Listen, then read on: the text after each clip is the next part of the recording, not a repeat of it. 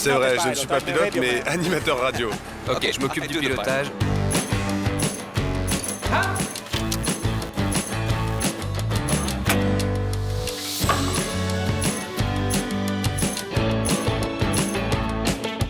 Une bouteille coûte 5 000 €. Ah oui, j'en ai eu pour 100 € dans la bouche, là. Pour moi. Je suis reporter, mais comme eux, je suis aussi pilote. Au nom de notre passion commune, je leur ai demandé de m'emmener survoler leur région, leur pays, de partager les commandes et de me servir de guide. I can fly, I can fly. I swear I can touch the sky. I can fly, say goodbye. It's a breakout, and I swear I will be back, 'cause I can fly.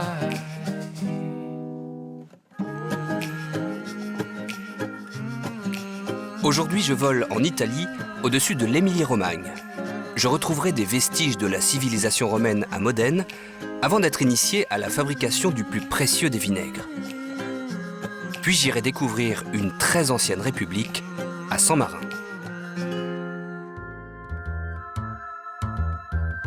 Mon copilote aujourd'hui s'appelle Roberto Rinaldi. Il a 48 ans, il est dentiste à Rimini, mais il vit à San Marin, dont son épouse, qui est pilote également, est originaire. Ensemble, ils ont à leur actif quelques beaux voyages et ont survolé de nombreuses fois l'Émilie-Romagne, que nous allons découvrir ensemble à bord de ce petit avion de tourisme.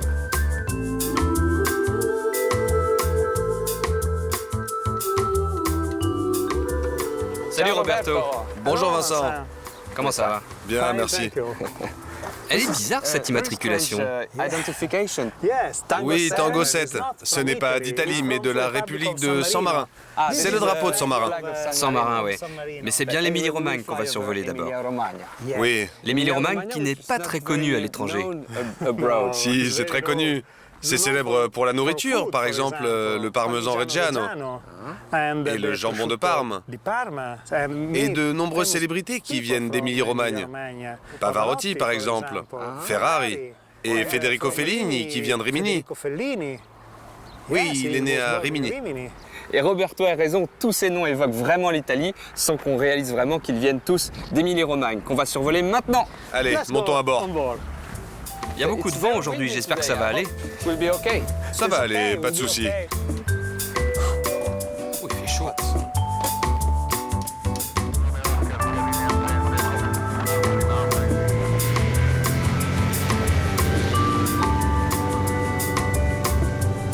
Et voilà, on est en l'air.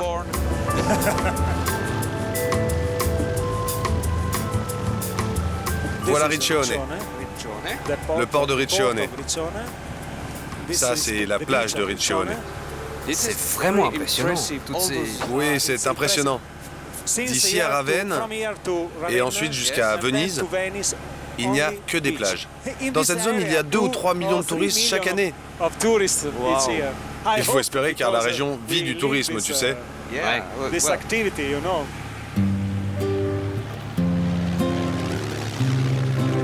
Nous survolons la ville de Fellini, Rimini, dont le film Amarcord raconte d'ailleurs la chronique dans l'Italie fasciste. Il y a du monde dans le ciel. Et le contrôle aérien donne du travail à Roberto. C'est fou de voler dans... Ouais, toujours à la radio. C'est vrai, je ne suis pas pilote, mais animateur radio. Ok, je m'occupe du pilotage et toi de la radio.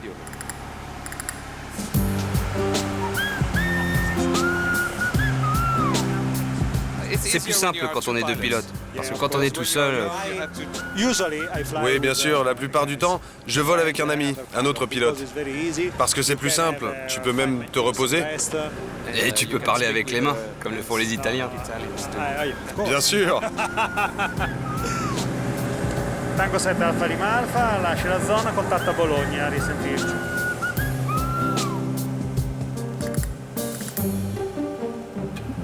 Ah, là, c'est Bologne. Bologne. Il y a 85 000 étudiants à Bologne. C'est la première ville universitaire d'Italie. Elle a été créée en 1088.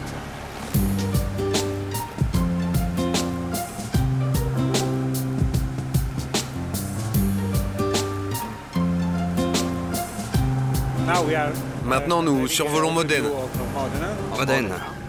C'est beau. Voilà, et après Bologne, on approche de Modène, une ville romaine qui fut la capitale de la Gaule cisalpine. Elle s'appelait à l'époque Mutina. Mutina a été inondée plusieurs fois et au fil des siècles, eh bien, elle s'est retrouvée ensevelie sous plusieurs mètres de limon, de sédiments. Et maintenant, voilà, la ville est 5 mètres plus haut. Et à chaque fois qu'on creuse pour faire des travaux publics, on tombe sur des vestiges de cette époque. Modène a été fondée par les Romains en 183 avant Jésus-Christ. Cicéron l'a surnommée la Splendide. Et aujourd'hui encore, le centre historique est magnifique. La ville est fière de son célèbre vinaigre, de ses enfants du pays, Enzo Ferrari et Luciano Pavarotti, mais aussi de son passé antique. Sur ce chantier, par exemple, on est en train de reconstruire pierre par pierre une voie romaine qui était enfouie bien plus bas. Il y a quelques années, la municipalité de Modène a décidé de faire ici un parking immense de 2500 m², un des plus grands d'Europe. Mais aux grandes dames de l'entrepreneur de travaux publics, on a découvert ici des restes antiques, dont la voie romaine sur laquelle je marche actuellement.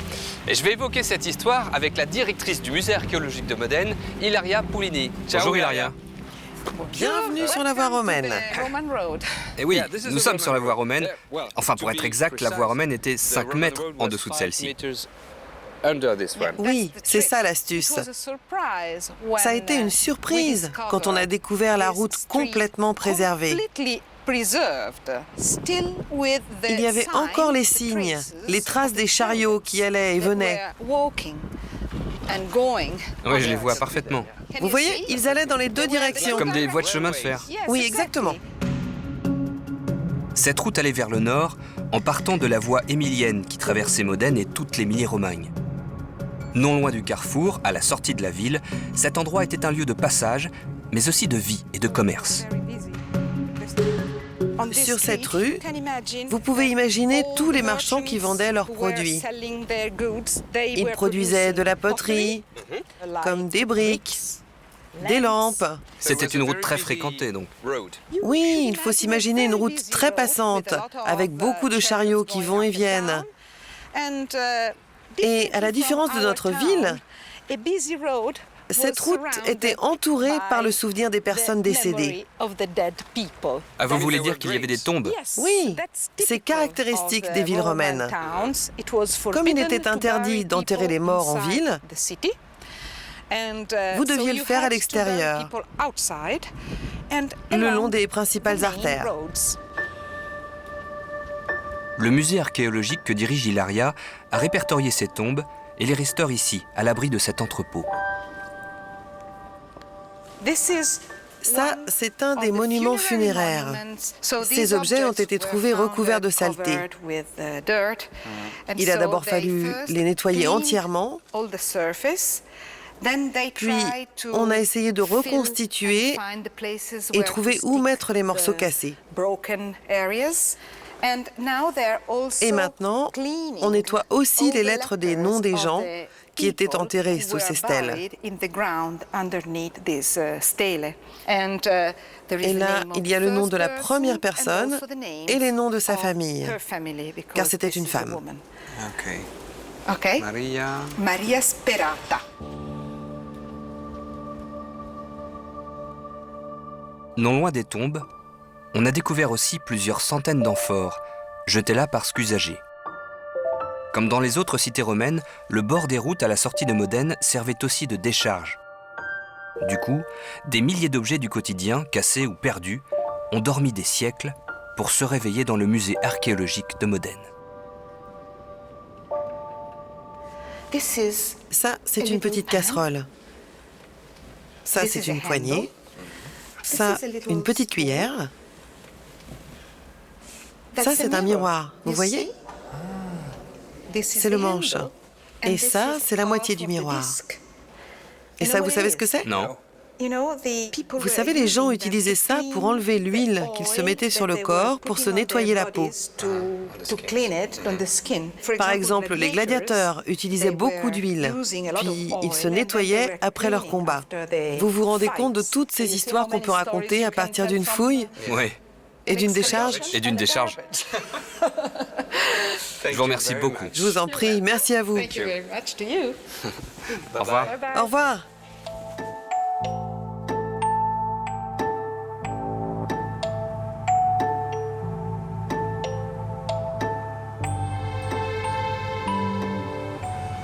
Imola.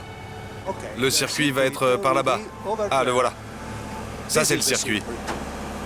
Et comme Roberto vient de me l'indiquer, nous survolons le célèbre circuit d'Imola, où s'est déroulé le Grand Prix de San Marin pendant 25 ans. Oui, tout à fait.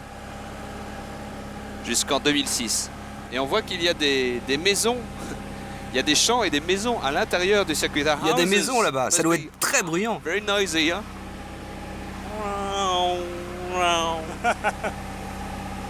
Voilà le virage de Senna. C'est là que Senna est mort il y a de nombreuses années. Et oui, c'est là que c'est malheureusement sur ce circuit que Ayrton Senna s'est tué en 1994.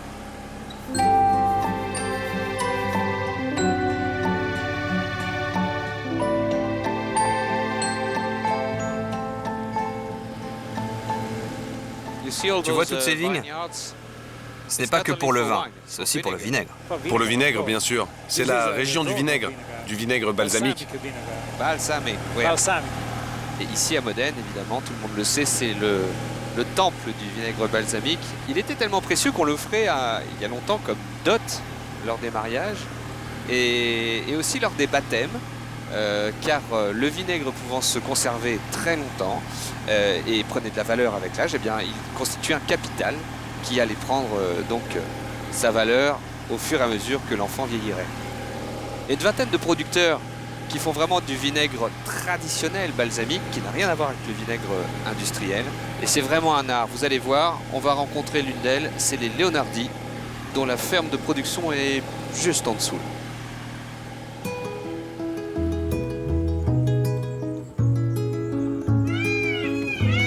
On fait du vinaigre balsamique ici depuis 1871, avec les vignes plantées autour de la maison.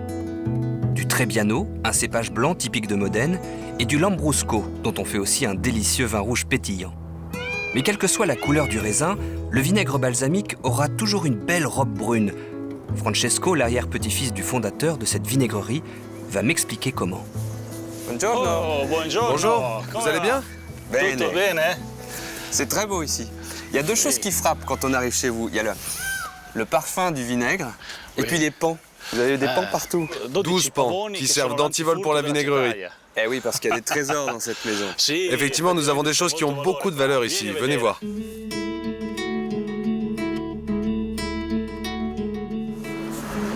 Après vous. Voici la vinaigrerie. On va aller voir la cuisson du mou.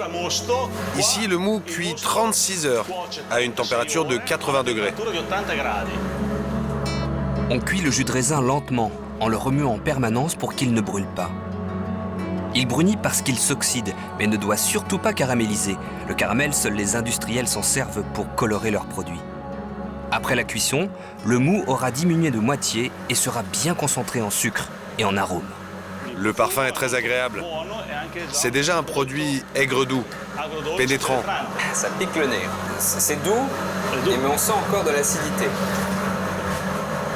Mais pour faire du vinaigre, il ne suffit pas de faire cuire du mou de raisin, il faut aussi le faire fermenter. Et ça se passe dans de grands tonneaux qui sont là-bas. Allons voir ça. L'air est humidifié pour que le bois des cuves ne se fende pas.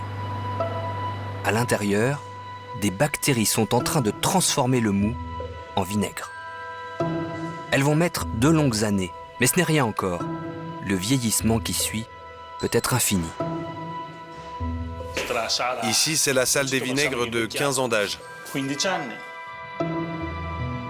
Châtaignier, chêne, cerisier, mûrier ou genévrier, au fil des ans, le vinaigre va puiser son arôme dans le bois de ces tonneaux, dont certains sont aussi anciens que la vinaigrerie. Il va aussi se concentrer en offrant leur part aux anges, car pour bien vieillir, il doit s'évaporer. Je vois des petits mouchoirs blancs, c'est très joli. Pourquoi? Ah oui, parce que c'est ouvert. Il n'y a pas de bouchon. Non, il n'y a pas de bouchon. Le vinaigre balsamique est un produit qui fermente, c'est un produit vivant. Et il y a toujours une partie d'oxygène à l'intérieur.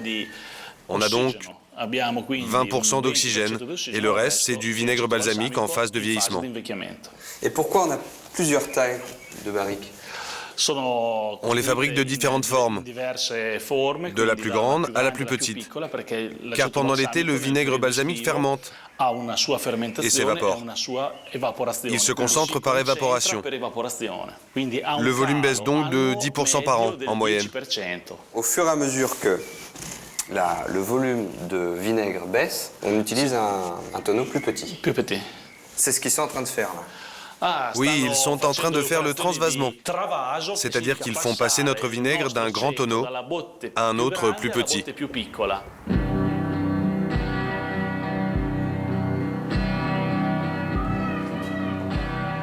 Allons visiter l'endroit où se trouvent les plus anciennes bouteilles.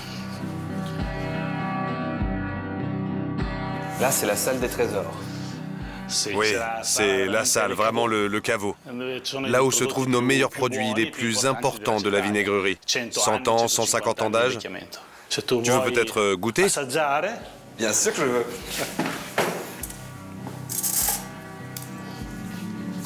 Pour la couleur, la bougie. C'est orange un peu. Oui, doré, et c'est très dense. Le vinaigre reste collé aux parois. Oui, parce que c'est un produit très vieux, il est donc très dense. 3 secondes sous le nez. Très sucré, il rappelle l'odeur des figues, des prunes, de la confiture. Ok, on va le goûter. Je vous en prie.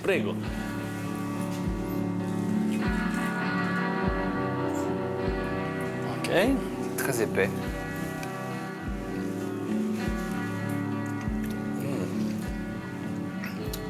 Oui, c'est bon. Il est très bon celui-ci. C'est un privilège que me fait Francesco parce que ça vaut combien une bouteille de vinaigre de 100 ans comme ça? Une bouteille de 100 ml coûte 5 000 €. Ah oui. Ouais. Donc là, j'en ai eu pour 100 € dans la bouche là. Au moins. Et oui, c'est aussi parce que la quantité de ce produit est vraiment limitée. On en produit au maximum 10 litres par an. Au-delà de 10 ans d'âge, le vinaigre balsamique ne sert plus à faire de la vinaigrette, mais se déguste au compte-gouttes, avec le fromage, un dessert, ou même en digestif, car on lui prête des vertus bienfaisantes pour le ventre et la gorge. Le ténor Luciano Pavarotti aimait, paraît-il, s'en gargariser les cordes vocales. Merci beaucoup, Francesco. Et merci pour la dégustation. Je m'en souviendrai. Merci à toi. Au revoir. Ciao.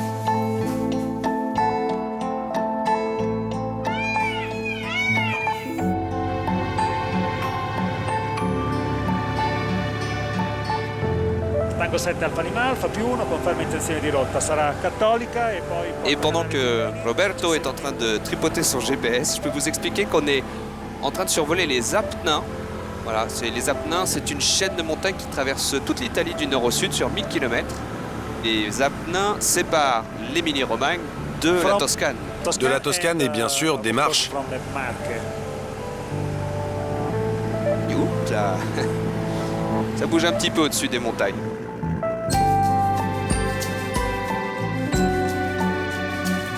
San Marino. Ah, voilà Saint-Marin.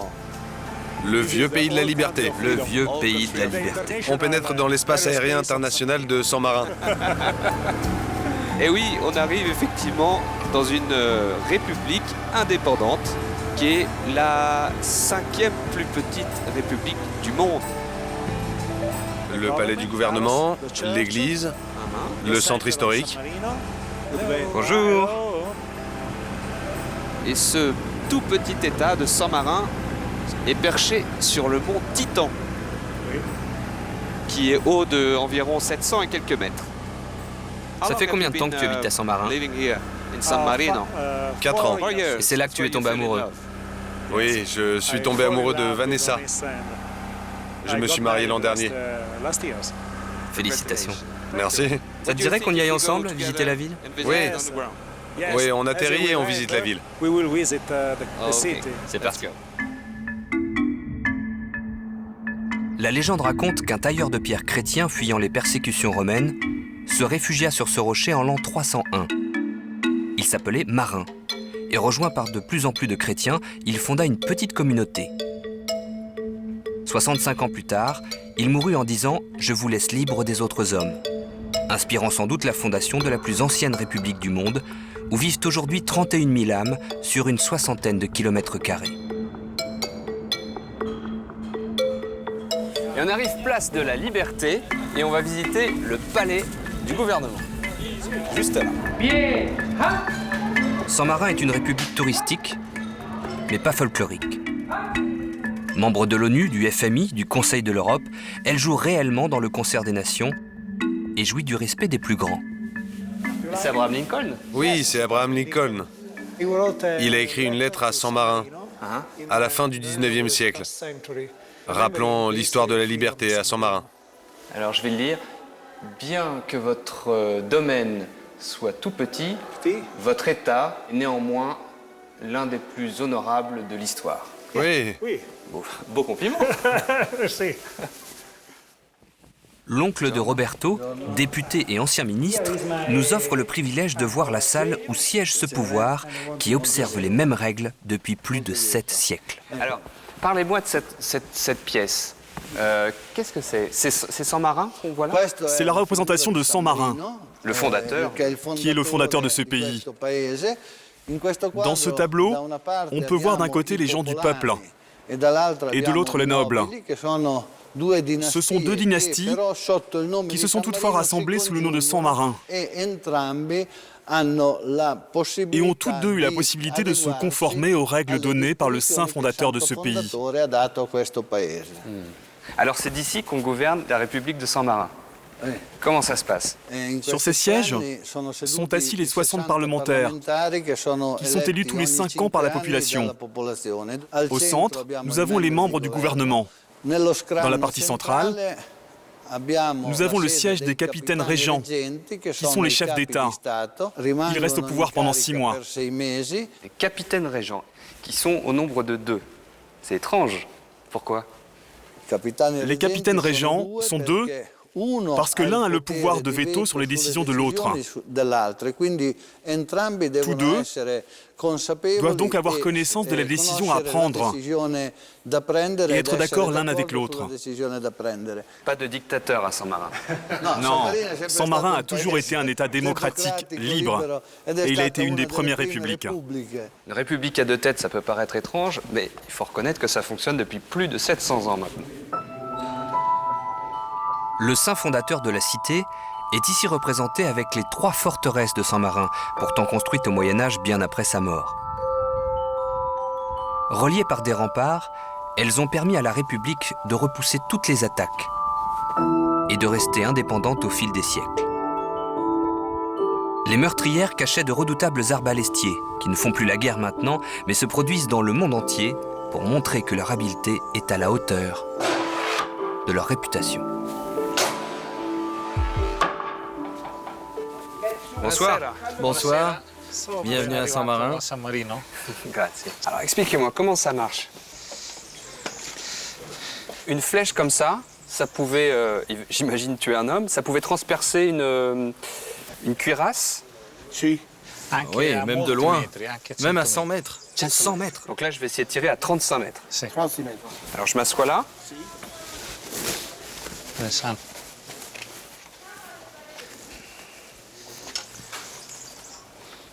Ma main, comme ça. Voilà. Et je bouge pas la tête, c'est mon corps qui ajuste en fait. Exact. C'est pas évident. Mais là, je suis bien installé sur un banc, mais au Moyen-Âge, quand ils étaient en haut d'une tour, tirer à 100 mètres, ça devait pas être facile. Hein. Non. Alors.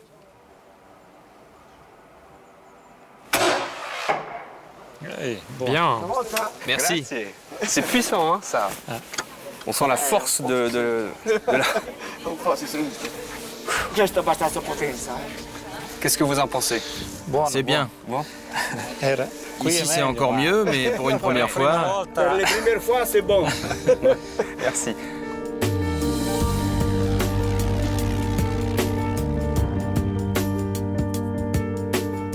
Et voilà, ainsi se termine cet épisode. Nous retournons vers la mer Adriatique. Et je suis Merci ravi. beaucoup de m'avoir montrer l'Émilie-Romagne. Tu as apprécié l'Émilie-Romagne? Oui, je l'ai découverte. C'est une vaste région, et belle. Ouais, la plupart du temps, quand quelqu'un dit Italie, on pense à la Toscane, Venise, Naples, Rome. Il n'y a pas que ça. Non, pas seulement. Et je suis ravi d'avoir découvert tout ça avec Roberto. Merci beaucoup, infiniment. Grazie mille. Merci beaucoup. Au revoir. À bientôt. Ciao.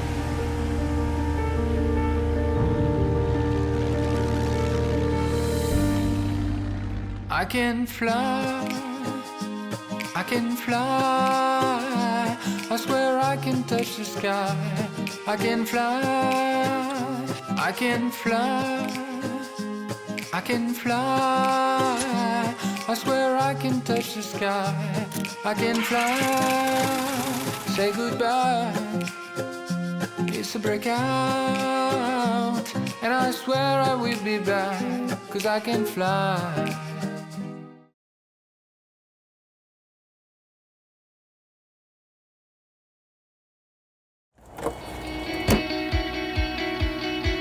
Il faut mettre la main ici et regarder l'histoire de San Gimignano. Et nous avons l'extrême privilège de survoler la ville de Florence.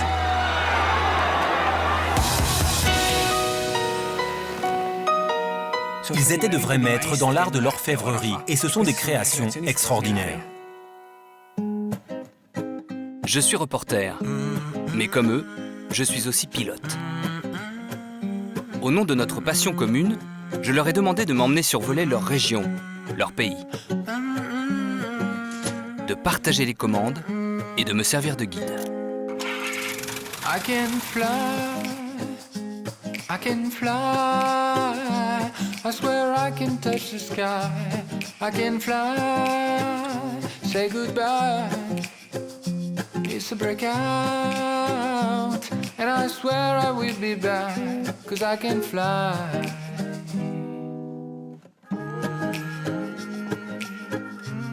Embarquement pour la Toscane.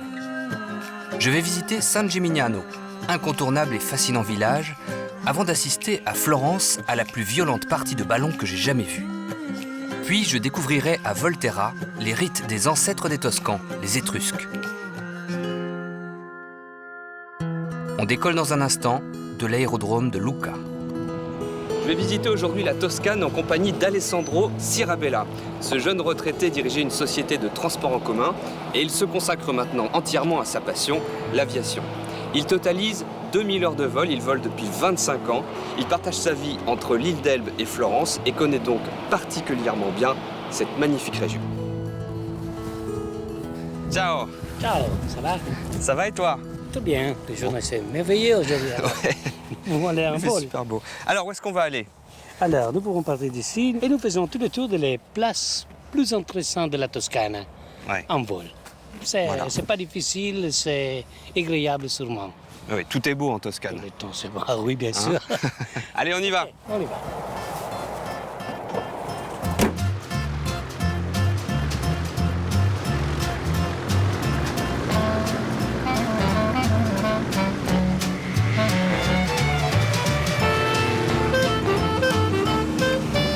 C'est la chaîne des Apennins, ça, en fait. Oui. Parce que la Toscane, en fait, est bordée à l'ouest par la mer Tyrrhénienne et à l'est par la chaîne des Apennins, qui couvre un quart environ de cette belle région. Et les 2/3 sont recouverts de collines, de toute façon. C'est vraiment pas plat, la Toscane. Ah oui, ça c'est impeccable. Normalement, c'est un caractéristique de la Toscane. C'est ce qui fait tout son charme, t'as raison. Jusqu'à quelques minutes et nous serons sous San Gimignano. Ah, San Gimignano. Voilà, San Gimignano et les tours. Les tours. Les tours. C'est dur à dire, hein, les tours. Il y a beaucoup de tours, les numéros total sont 14, mais les plus importants sont 7. 1, 2, 3, 4, 5, 6, 7.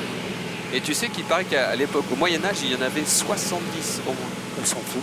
Alors je vais faire une petite visite avec Giovanni Corrieri, qui connaît très bien San Gimignano par son histoire. Giovanni Corrieri. Giovanni Corrieri. Merci pour la leçon de prononciation. avec Giovanni Corrieri, qui connaît très bien San Gimignano pour son histoire et aussi parce que c'est une étape importante d'un pèlerinage qui s'appelle la Via Francigena, qui s'appelle comme ça parce que c'est un pèlerinage qui partait d'Angleterre jusqu'à la tombe de Saint-Pierre de Rome en traversant toute la France, d'où le nom de route des Francs.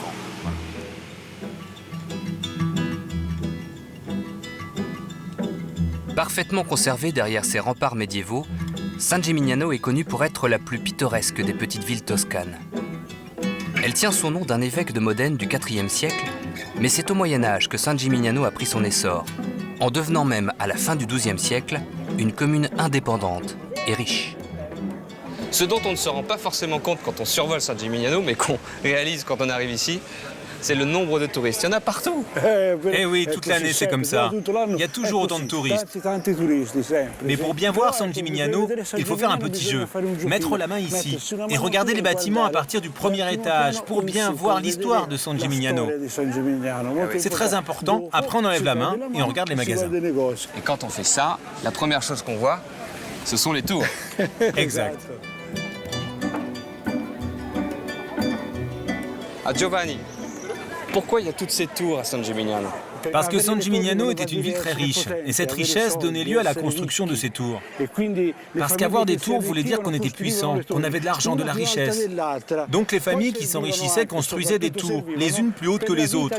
Et en plus, ces tours servaient aussi pour la vie quotidienne, c'est-à-dire pour la défense. Quand les deux familles s'attaquaient, alors les tours servaient pour se défendre. Dans la partie basse, il y avait la réserve. Dans la partie médiane, l'habitation, et dans la partie haute, les soldats qui défendaient la tour. Si des familles d'un même village se faisaient la guerre d'une tour à l'autre, c'est parce que le Saint-Empire romain germanique, auquel appartenait la Toscane, était en pleine crise de succession. Le pape et l'empereur étaient en conflit et avaient chacun leurs partisans, les Guelfes et les Gibelins, représentés à San Gimignano par deux grandes familles. Ici, on avait le quartier Guelfe des Ardinghelli, et par là le quartier Guibellini des Salviucci. Donc les familles qui étaient amies des Ardinghelli combattaient les familles qui étaient amies des Salviucci. Donc les familles Guelfe combattaient les familles Guibellini pour conquérir San Gimignano. Et comme San Gimignano était une ville très riche, avoir le pouvoir, diriger une ville comme San Gimignano, voulait dire commander une ville vraiment très riche. Les querelles de voisinage ont longtemps empoisonné le quotidien de San Gimignano, frôlant parfois le ridicule. Alors Vincent, tu vois ici, il y a deux murs qui sont côte à côte. Et on appelle ça les passages des mauvais voisins, parce qu'il ne fallait pas qu'ils se touchent. Il devait y avoir cet interstice. Quand deux familles ne s'entendaient pas, elles devaient laisser un espace entre leurs deux maisons.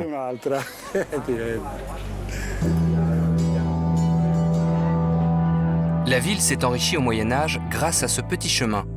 La Via Francigena était à l'époque une grande route de pèlerinage, depuis qu'en 990, l'archevêque de Canterbury avait décrit son voyage entre Rome et l'Angleterre en 81 étapes. San Gimignano était l'une d'elles, et les voyageurs qui empruntèrent cet itinéraire firent sa fortune en y séjournant. Aujourd'hui, les touristes sont plus nombreux que les pèlerins, mais on croise encore quelques marcheurs qui font étape dans ce couvent de Sant'Agostino.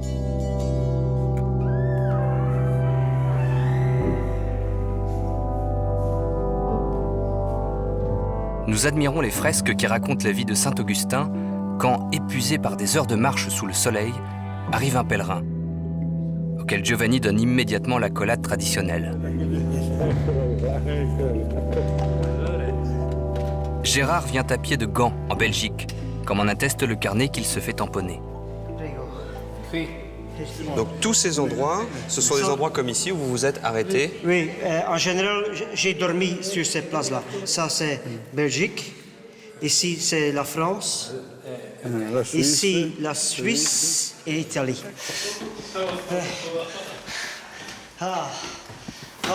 Quelle vue! Magnifique. C'est beau. Magnifique. Tous les pèlerins qui passent ici sont accueillis gratuitement. Évidemment, on peut laisser quelque chose si on veut. Si vous voulez, la messe est à 5 heures. La messe à 5 heures, oui, oui. Bienvenue.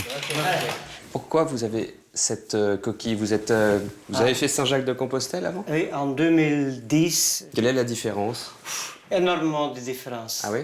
Il y a beaucoup plus de gens, de pèlerins, où on a contact. Et maintenant, il n'y a presque pas de pèlerins sur le chemin. Vous êtes beaucoup plus seul, c'est ça? Oui. Ça, c'est plus dur. Et le chemin sur soi est aussi plus dur parce qu'il y a plus de montées, de descentes et comme ça. Oui, le terrain est beaucoup plus difficile.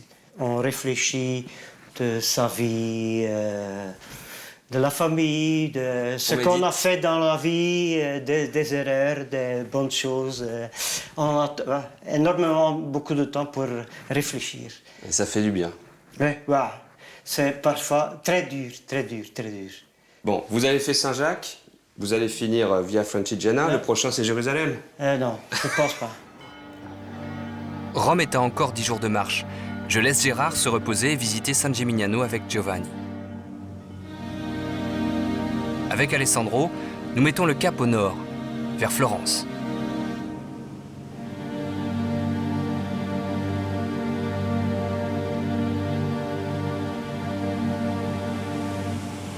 Oh, eh ben...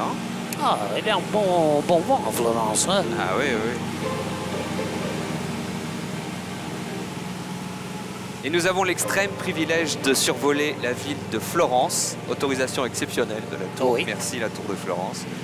La ville de la Renaissance italienne par excellence. Hein. Si je vous dis Léonard de Vinci, si je vous dis Dante, si je vous dis Machiavel, si je vous dis Botticelli, Giotto, c'est Florence. C'est Florence. La belle Florence, avec ce Duomo qui est splendide, avec ses marbres de 3 couleurs différentes, vert, rose et blanc. Cette ville doit incontestablement sa richesse artistique et culturelle à la famille Médicis qui était au pouvoir au XVe et XVIe siècle, et en particulier à Laurent le Magnifique, qui a eu la bonne idée d'être le mécène de nombreux intellectuels et artistes. Mais ce qu'on sait moins, c'est que les Médicis ont sponsorisé aussi un jeu beaucoup moins intellectuel qui est l'ancêtre du football.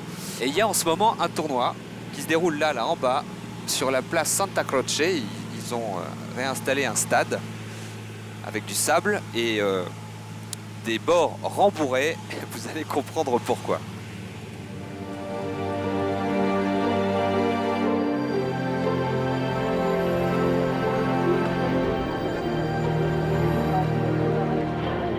Entre église et palais à Florence, on croise David, vainqueur de Goliath, Hercule, terrassant Cacus, ou Persée venant de décapiter Méduse.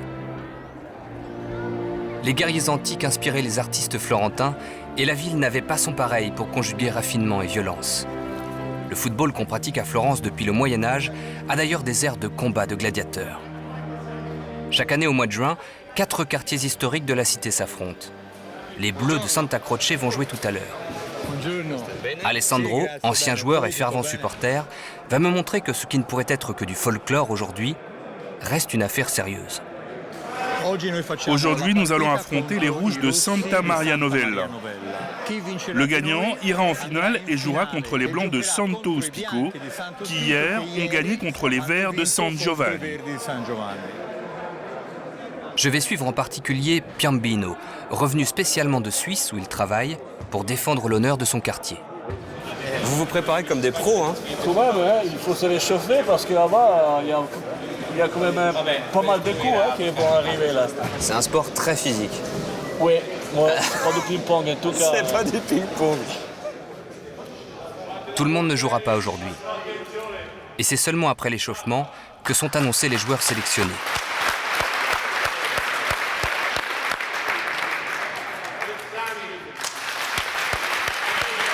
Il y a combien de joueurs en tout? Combien de joueurs? 27. Ils ont quel âge les joueurs? De 25 à 45 ans. Parce qu'il faut de la vitesse, de la jeunesse, mais aussi de la sagesse. Il y a des remplaçants? Non. Alors, s'il y en a un qui tombe, on a 26, puis 25, puis 24. Ouais. C'est la guerre, là. C'est la guerre.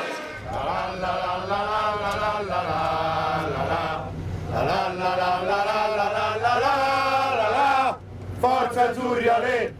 Forza Azzurri, allez! Hey! Forza Azzurri, Forza Azzurri, allez! On nous donne perdant et ça fait un an que j'y pense. Je deviens fou, vous comprenez? Faisons-leur sentir tout de suite le potentiel de notre équipe, tout de suite. On la ferme, on frappe, on est pro. Nous sommes des maîtres à ce jeu.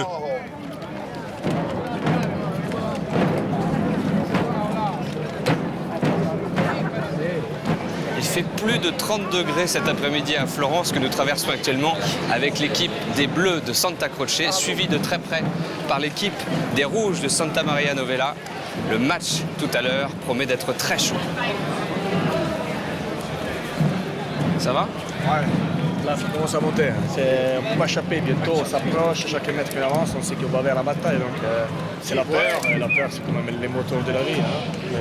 La peur c'est le moteur de la vie. Ouais, c'est ça qui nous fait faire des choses. Allez, faut qu'on se concentre. Allez. Vous avez remarqué, c'est vraiment sérieux. Il y a des coachs qui s'occupent de la concentration des joueurs et rigolent pas. En tout cas, je rigolerai pas avec eux.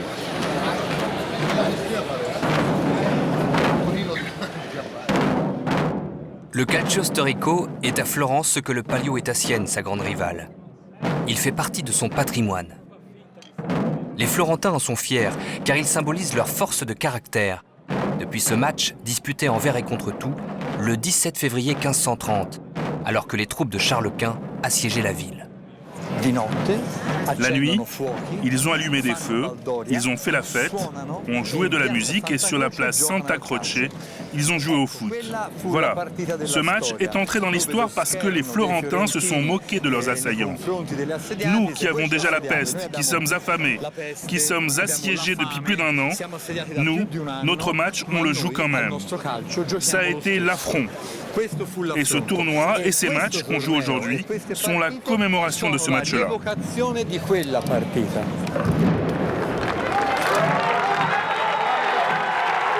L'heure d'en découdre est arrivée. Pendant 50 minutes, les Bleus et les Rouges vont tenter de mettre le ballon au fond du camp adverse. C'est un peu du rugby avec un ballon rond, sauf que pour s'en emparer, neutraliser l'adversaire ou affaiblir l'équipe d'en face, tous les coups sont permis. Et quand je dis tous les coups,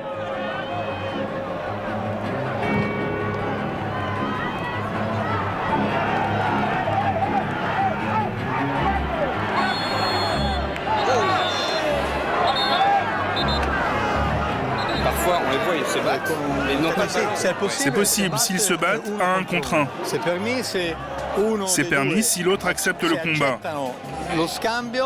Ils se mettent en garde et font de la boxe ou autre. Mais si l'un des deux refuse, il baisse les bras et s'en va. Ça ne fait pas très bonne impression, mais bon.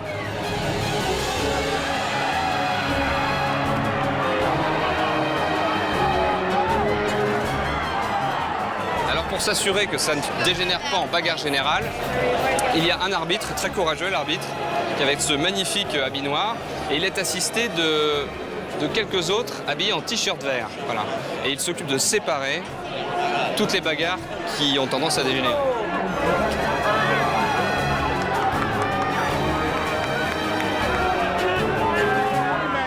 Il coupe le terrain pour aller dans la partie vide. Il est seul. Personne ne l'a suivi. Et Ferraro a marqué encore une fois.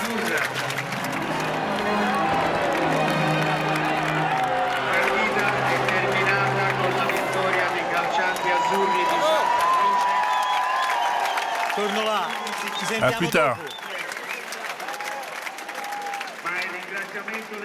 Voilà, maintenant que la partie est terminée et que c'est un peu plus sûr, je suis descendu dans l'arène et je vais aller féliciter les Bleus qui ont mis une pâtée au rouge, je sais même pas combien. Piombino est là, je vais lui demander. Ciao Piombino. Bravo. Combien de buts vous avez gagné? On a gagné trop à mon avis, ça a été un peu trop.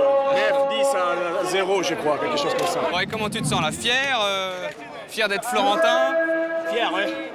Les problèmes, je dois me doucher et je dois retourner en Suisse. Parce que demain matin, à 7h, je suis dans mon bureau avec la cravate. C'est pas vrai. Qu'est-ce que tu fais comme métier? Je suis un ingénieur hydraulique. Ah bon? Hydraulicien, ouais. Bon, eh ben, bon retour en Suisse. Moi, je vais reprendre mon avion pour visiter la Toscane. Ciao.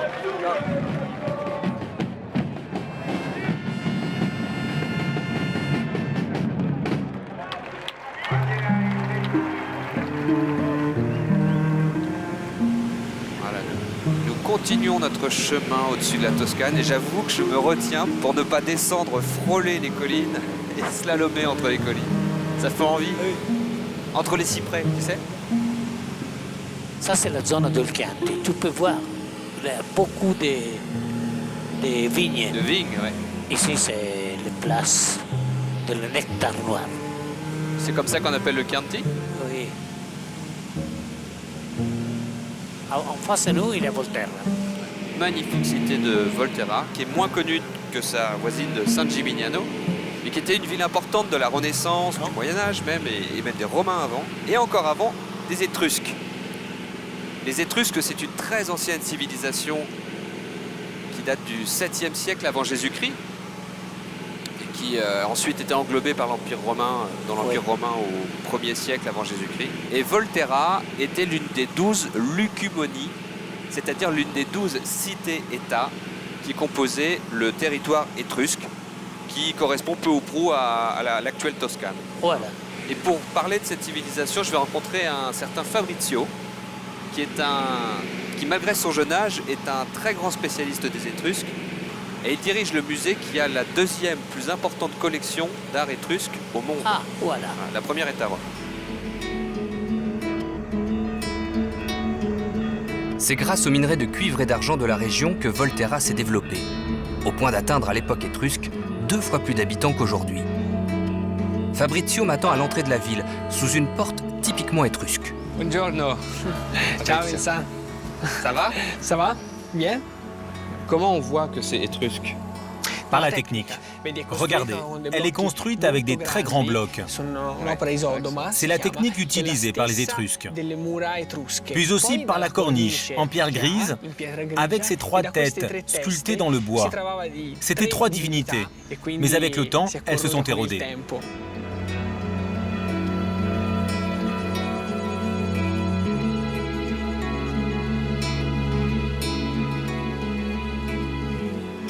Ça, c'est la place principale. Oui. De Volterra. Elle existait déjà à l'époque des Étrusques, la place? Oui, oui. Et aujourd'hui, c'est un mélange de Renaissance, Moyen-Âge, toutes les époques.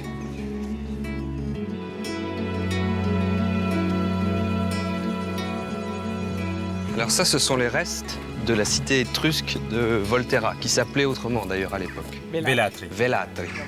Ici, nous sommes au cœur de l'ancienne cité, l'Acropole. Le nom Acropole signifie la partie la plus haute de la ville, qui était toujours consacrée au temple. C'était le lieu dédié aux dieux. Il ne reste pas grand-chose des édifices étrusques, et contrairement aux Grecs, ils n'ont pas laissé beaucoup de témoignages écrits de leur mode de vie. C'est surtout par leur tradition funéraire qu'on a pu apprécier la finesse de leur civilisation. Ah, Fabrizio, ça c'est une tombe étrusque typique. Exactement. Ici, nous sommes dans une chambre funéraire étrusque typique, entièrement creusée dans la roche. Et c'est un tombeau qui servait à une seule famille. D'accord. Alors, les Étrusques pratiquaient l'incinération. Oui. Donc on mettait les cendres dans des urnes qu'on déposait ici, c'est ça? Oui, c'est tout à fait ça. Elles étaient placées sur ces banquettes, l'une à côté de l'autre, avec leurs objets personnels, avec les vases, les bijoux. Tout était bien rangé. Et dans une tombe grande comme celle-ci, on pouvait trouver 40, voire même 50 urnes. On en a retrouvé près d'1 millier autour de Volterra. La plupart en albâtre, la pierre de la région. Leur bas-relief, d'inspiration grecque, évoque la vie du défunt et son voyage vers l'au-delà. Le couvercle représente l'homme ou la femme à l'âge de son décès, et parfois même les deux. C'est une des pièces phares de notre musée. Elle a la particularité d'avoir un couvercle avec 2 personnes. Ce sont 2 époux qui se regardent et qui ont voulu être représentés au moment du passage dans l'au-delà, ensemble, avec ces regards qui se croisent, dans le moment le plus difficile, celui du départ. Ils ont voulu être représentés unis dans l'amour. Les Étrusques étaient des artistes surprenants, comme en atteste l'autre trésor du musée. Cet objet votif en bronze, qu'on a surnommé l'ombre du soir, et qui inspira Giacometti quelques 23 siècles plus tard. Tous les objets qu'on a découverts dans les tombes sont extrêmement raffinés, en particulier les bijoux.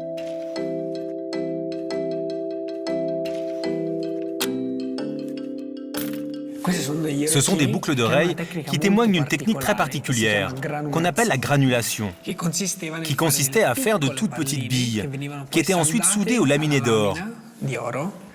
C'est une technique très particulière, dont les Étrusques étaient de grands maîtres, parce que personne n'était capable de faire des grains aussi petits qu'eux. Ils étaient de vrais maîtres dans l'art de l'orfèvrerie, et ce sont des créations extraordinaires. Merci beaucoup Fabrizio. Ça, c'était un plaisir. Pour nous également. Au revoir. Au revoir. Voilà. L'atterrissage est proche. Oui, l'atterrissage est proche. Nous avons un vent un peu bizarre, un peu fort aussi, mais c'est pas grave. Non, on va s'en sortir. En tout cas, je te remercie beaucoup. Vraiment. J'ai passé un super moment. Pour moi, c'était un plaisir. Et j'aime beaucoup l'avion. Ça, c'est mon... Ah bah oui. Je suis malade. Et moi, j'aime bien la Toscane.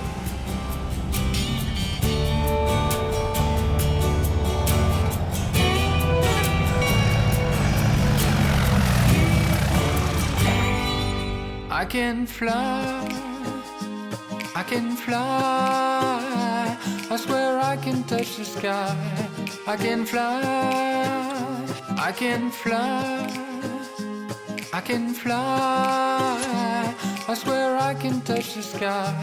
I can fly, say goodbye. It's a breakout, and I swear I will be back, 'cause I can fly.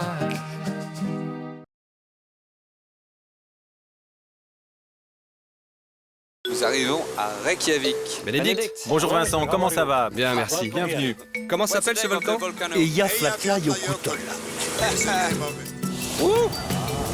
On vient comme si on venait de secourir. Ici, t'es perdu sur le glacier. Merci de m'avoir sauvé la vie. Vous en voulez encore? Ouais. Je suis reporter, mais comme eux, je suis aussi pilote. Au nom de notre passion commune, je leur ai demandé de m'emmener survoler leur région, leur pays,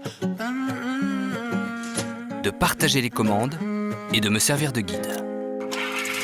I can fly, I can fly. I swear I can touch the sky. I can fly, say goodbye. It's a breakout, and I swear I will be back, 'cause I can fly.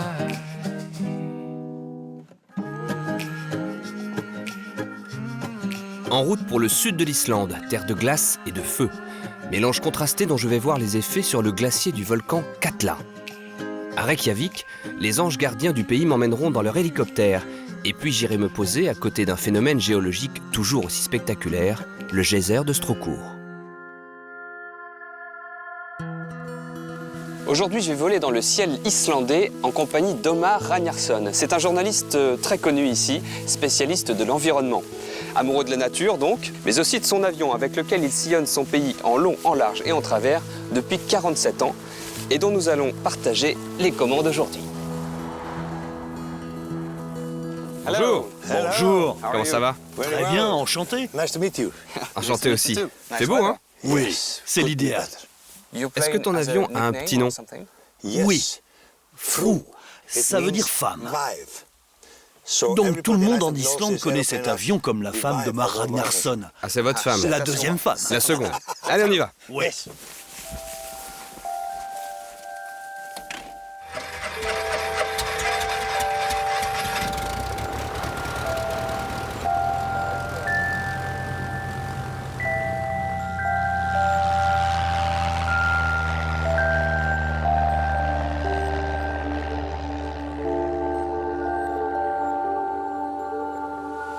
Et voilà, nous avons décollé, nous survolons maintenant la terre d'Islande, la terre de glace. Et là, nous arrivons, vous voyez très bien une faille. C'est très impressionnant vu d'en haut, on voit très bien une faille, c'est Þingvellir. Þingvellir est très très particulier. Parce que c'est un des meilleurs sites au monde pour observer comment le continent américain glisse vers l'ouest et l'Europe vers l'est. Et ça nous en apprend aussi beaucoup sur la formation de l'Islande, qui s'est formée donc entre les plaques tectoniques de l'Europe et de l'Amérique. La lave est sortie d'entre les deux pour créer cette terre il y a environ 20 millions d'années, ce qui est à l'échelle de la Terre, vous l'avouerez, très jeune. L'Islande est la dernière née des terres du globe. Le fait d'être si jeune, et sur la faille médio-atlantique, lui vaut de compter plus de 200 volcans, dont 130 sont encore actifs. Voilà, et Omar vient de mettre ses lunettes de soleil, je vais faire de même, parce que, voilà, il y a de la glace maintenant au-dessus des volcans, la réverbération est très forte. On s'apprête à survoler le volcan, dont je vais essayer de prononcer le nom, c'est pas facile. Comment s'appelle ce volcan? Eyjafjallajökull, c'est son nom.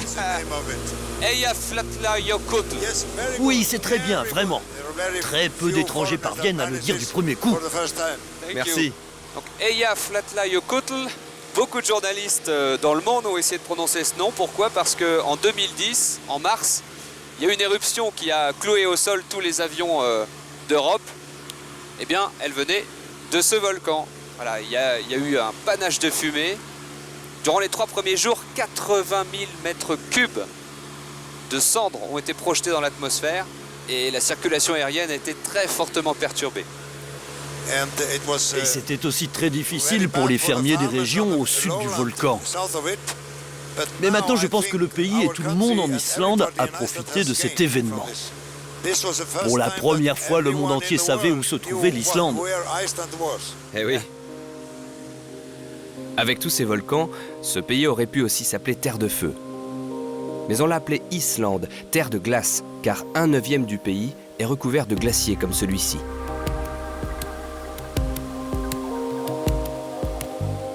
Regardez-moi cette étendue de glace immense. Nous survolons le 4e plus grand glacier d'Islande. Il s'appelle, je vais attention à la prononciation, Mýrdalsjökull, quelque chose comme ça, pardon. Et sous cette gigantesque couche de glace se trouve un volcan, le volcan Katla. Katla, ça veut dire la sorcière. Et la sorcière ici est très redoutée car c'est un des volcans les plus actifs du pays. Il y a déjà eu 21 éruptions depuis que l'homme est arrivé sur cette terre d'Islande au 9e siècle. Tu vois toutes les traces au sol? Ouais. Ce sont des traces de jeeps. Ah oui, des jeeps de glacier. Omar vient de me faire remarquer qu'il y a des traces de 4x4, parmi lesquelles certainement il doit y avoir celle de Benedict Bragason. C'est un guide et spécialiste de cet endroit fascinant. Et si j'aimais les jeux de mots, je dirais que c'est un fondu de glacier. On va aller le rencontrer tout de suite.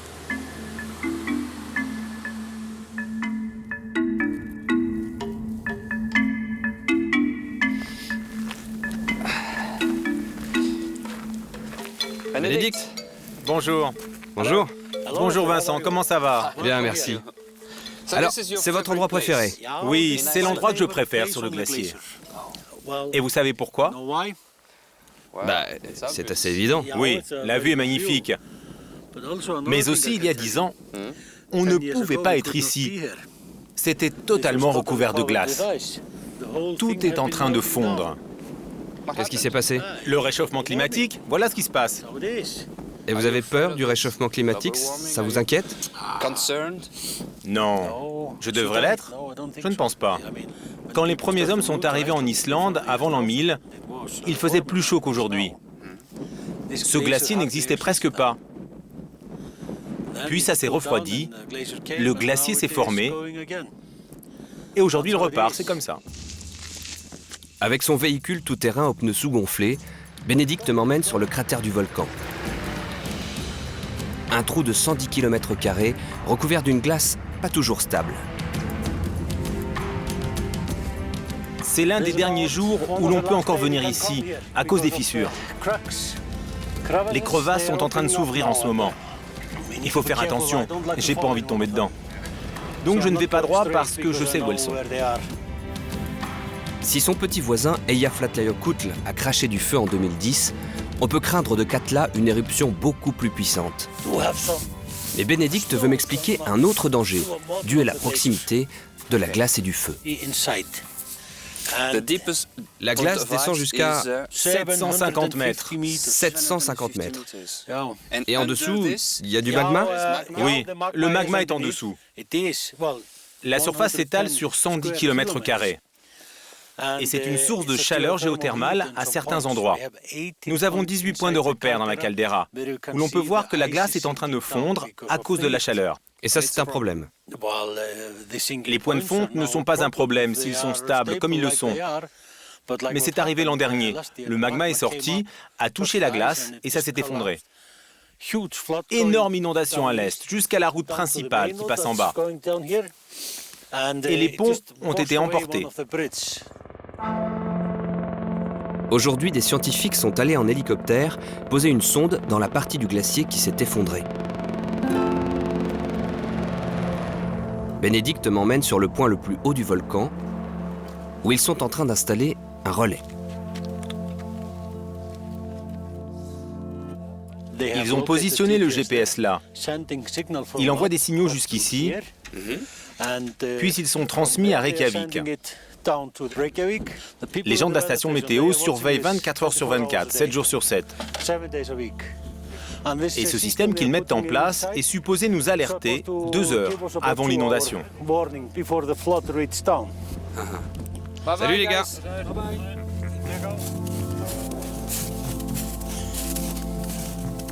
Qu'est-ce qui vous plaît dans les glaciers? La première chose que tu apprends ici, c'est que tu es tout petit. Tu devrais voir cet endroit en pleine tempête. Tu es pris dans le blizzard et tu peux mettre des heures à rentrer. Là, tu te sens vraiment petit. Vous diriez que vous êtes tombé amoureux de cet endroit? Je pense, oui. Parce qu'au départ, je ne devais rester que 2 semaines. 2 semaines? Et ça fait maintenant 21 ans. J'étais venu aider un gars à organiser des visites touristiques. C'était il y a bien longtemps et je suis toujours là.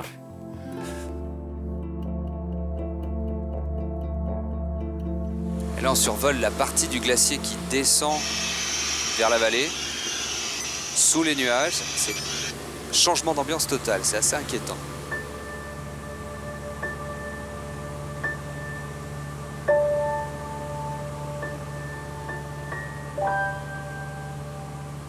Voilà, et on survole la mer, puisqu'il ne faut pas oublier que l'Islande est quand même une île. Et on arrive à un endroit avec des rochers très étranges. Partout dans le pays, il y a des rochers comme ceux-là, qui ont une histoire. La légende à propos de ces rochers dit que ces rochers étaient en fait des trolls. Ce sont des êtres maléfiques qui ne sortent que la nuit et qui voulaient attirer un bateau de pêche vers la côte pour qu'il s'échoue. Mais les marins se sont tellement bien battus qu'ils ont réussi à résister jusqu'au jour. Or, les trolls, à la lumière du jour, se transforment en pierre. Et voilà le résultat.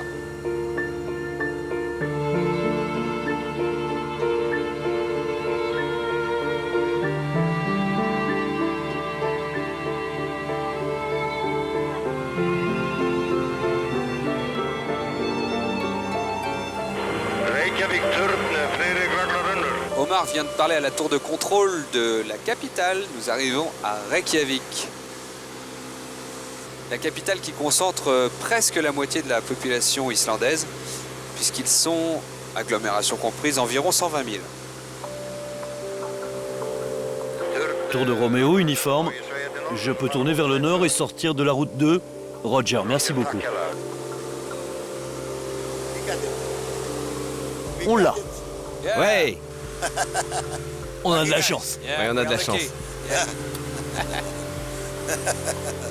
Et voilà, la tour, grâce à Omar, qui a bien négocié, nous a autorisé à survoler Reykjavik, faire un 360, comme on dit en aviation. On va faire le tour. Alors, on voit cette superbe église de Hallgrímskirkja, l'église de Hallgrímur, qui était un célèbre poète islandais du XVIIe siècle. Elle domine la ville, elle fait 75 mètres de haut, et son architecture rappelle les glaciers qui sont très nombreux ici en Islande.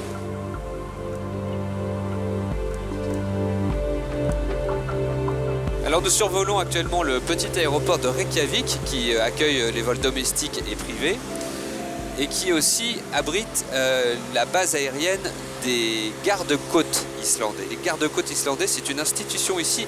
Ils sont considérés un peu comme les anges gardiens de ce pays qui n'a pas d'armée. Les gardes-côtes islandais n'ont pas que des navires, ils ont aussi des hélicoptères. De puissants Super Puma capables de voler longtemps et par tous les temps. Ils comptent parmi leurs équipages la première femme pilote d'hélicoptère du pays. Elle s'appelle Marion Herrera et elle est française. Marion ? Bonjour. Bonjour Vincent. Oh oui, on s'embrasse. Du coup, je lui fais la Et bise. puis on va se dire tu. Voilà. Marion m'emmène faire un vol d'entraînement, ce qu'elle fait de toute façon une fois par jour quand elle est d'alerte. Un Super Puma, c'est ça ? Un Super Puma, oui. Voilà notre commandant de bord, Sigurður Ásgeirsson. Bonjour. Nice to meet you. Voltigeur, collectionneur d'avions. Est-ce qu'elle est une bonne copilote? Très bonne. Très bonne? J'étais son instructeur, donc elle doit l'être. Ah oui. Yes. Allons-y. Ok, starting number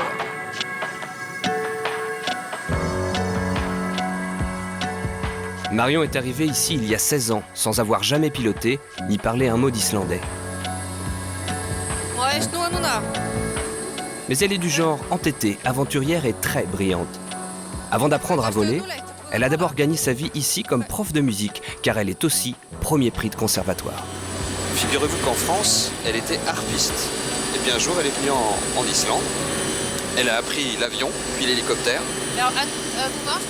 Elle est devenue pilote de ligne pour la compagnie nationale. Et puis elle en a eu marre, alors elle est devenue pilote d'hélicoptère. Elle est incroyable. Oui, j'étais musicienne professionnelle, oui. Je le suis toujours d'ailleurs. Mais bon, quand on fait des études de musique, on fait des études très très tôt. Donc on se retrouve très jeune à avoir fini ses études. Et moi j'ai un virus, comme le virus de l'aviation et de la musique, c'est que j'ai envie d'apprendre tout le temps. C'est un bon virus. Voilà. J'ai le même. Qu'est-ce qui rend ce métier différent en Islande par rapport à d'autres pays? C'est bien entendu qu'on est plus ou moins toujours au-dessus de zones hostiles. Ce qu'on appelle zone hostile, c'est-à-dire qu'il n'y a pas beaucoup d'habitations. C'est soit la mer, soit le désert. Bien entendu la météo, c'est-à-dire qu'il fait très très mauvais, on a beaucoup de précipitations. Et puis bien entendu, à cause de l'hiver où il fait tout le temps nuit, on travaille quasiment tout le temps avec des jumelles de vision de nuit. Alors pourquoi tu aimes ça si c'est difficile? Chaque métier a ses difficultés, et ça là c'en est une, et puis ça a ses bons côtés aussi, comme tu peux le remarquer là, comme tu peux l'apprécier. Formidable. Voilà. Après on a tout l'été où on se régale tout l'été à voler au-dessus de l'Islande. Mais ça me traverse souvent la tête de laisser tomber, de faire autre chose. Hein. Ah oui? Oui. Après des missions difficiles où on a ramassé des gens qu'on n'a pas réussi à sauver par exemple, ou des enfants accidentés. Souvent, je me dis que je vais aller m'acheter une terre et faire pousser des plantes. D'ailleurs, je vais le faire un jour quand je serai vieille. On voit des randonneurs là-bas. Oui, plein. Là, vous avez un groupe de touristes en bas. Il y a des gens qui partent en randonnée en Islande et qui se perdent dans le désert. Ouais. Les Français sont spécialistes pour ça, pour aller dans des coins complètement reculés, quoi. Et ils se perdent. Là, on s'approche d'un endroit très touristique qui s'appelle Landmannalaugar, qui est un des endroits, à mon avis, les plus beaux d'Islande, où tu vas avoir des terres de toutes les couleurs. C'est de la liparite, on appelle ça. C'est de la lavacite, qui fait que tous les métaux qui sont dans la terre sont oxydés. Et ça donne des... Tu vas voir, là, on commence à avoir du rouge, tu vas avoir des terres de toutes les couleurs. C'est magnifique, cet endroit. Vill du fara aftur att hundsföra?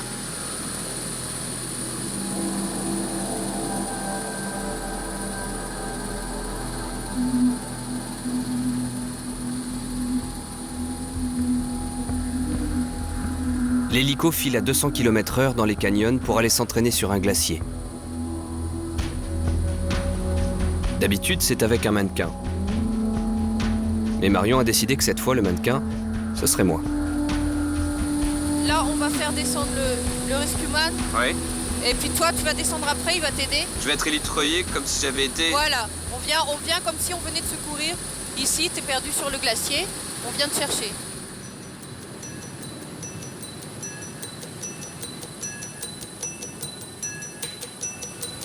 Les gardes-côtes islandais font environ 180 sauvetages par an. Un tiers en mer, 2 tiers sur terre. Cette fois, les conditions sont clémentes. Mais ce genre d'intervention peut s'avérer beaucoup plus périlleux.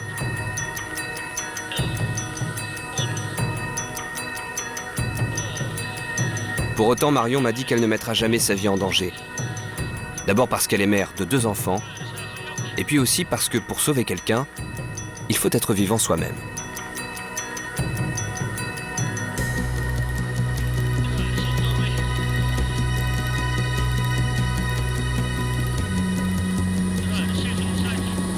Merci de m'avoir sauvé la vie. Vous en voulez encore?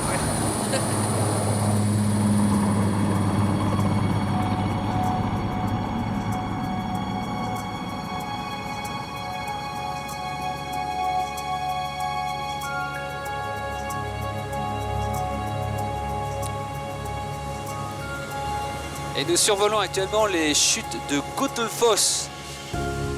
Ces chutes mesurent 32 mètres de haut. Elles ont été récemment classées comme l'une des 10 plus belles chutes d'eau du monde.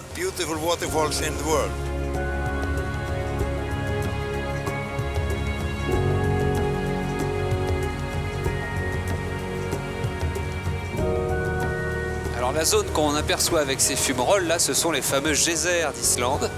De l'eau chaude sort de terre toutes les 10 minutes. Là apparemment c'est pas le bon moment. Mais on va aller se poser parce qu'on doit faire le plein de toute façon. Omar veut absolument montrer ça. On y va.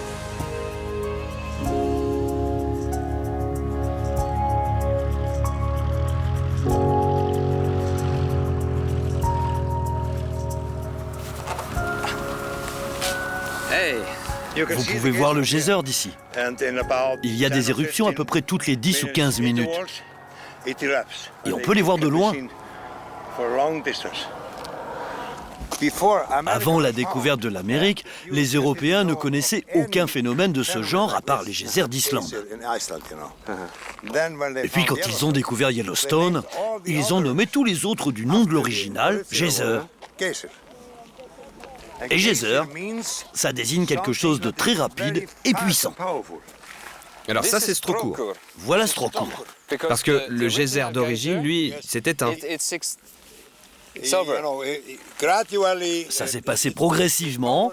Il a été très puissant jusqu'en 1930, puis il a faibli et il n'y a eu aucune éruption pendant des décennies.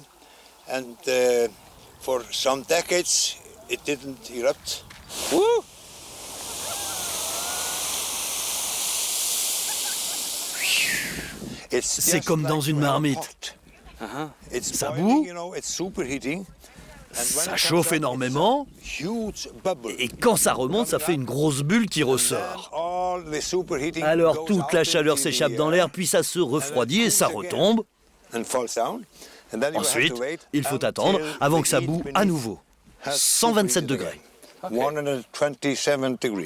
Regardez, ça commence à respirer. C'est comme s'il essayait de sortir. Il fait des tentatives. Tu vois?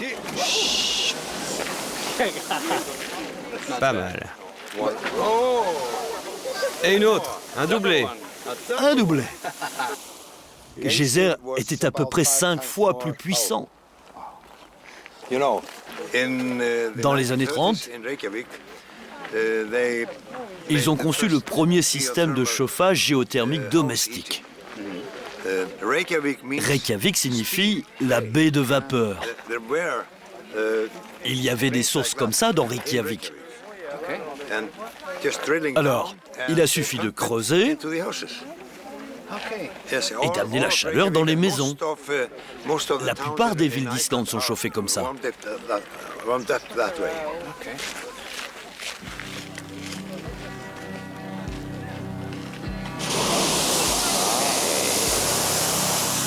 Il va peut-être y en avoir un autre.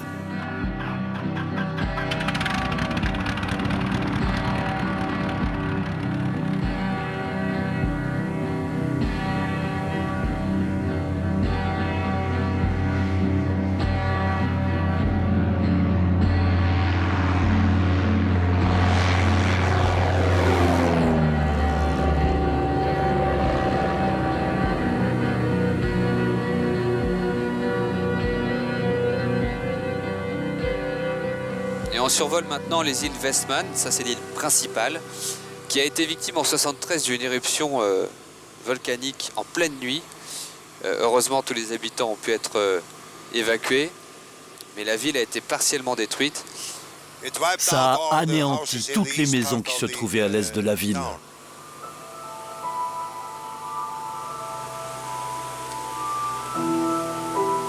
Ce que vous voyez là est une île unique au monde. Elle a été créée par une éruption en 1963, en novembre. Elle est sortie de la mer. C'est une éruption très très spectaculaire. Et vous voyez maintenant le cratère. Il y a même des grottes qui commencent à se former, comme les grottes qu'on peut voir sur les autres îles Westman. Alors petit à petit, après plusieurs siècles, cette île ressemblera exactement aux autres. C'est un bébé île. Ici, il y a 50 ans, il n'y avait rien. Et petit à petit, comme l'expliquait Omar, la vie est en train de s'installer sur cette île. La végétation, les oiseaux. Et c'est pour ça qu'elle est interdite aux hommes aujourd'hui. Il n'y a que des scientifiques qui viennent de temps en temps. C'est pour préserver ça et comprendre comment la vie prend possession d'un lieu qui n'existait pas, qui était complètement vierge. Voilà, l'Islande est vraiment un pays très jeune qui continue de changer, de grandir. Et c'est sur ces images de bébé île que nous allons nous quitter. Merci beaucoup, Omar. Ok. C'était un très beau vol.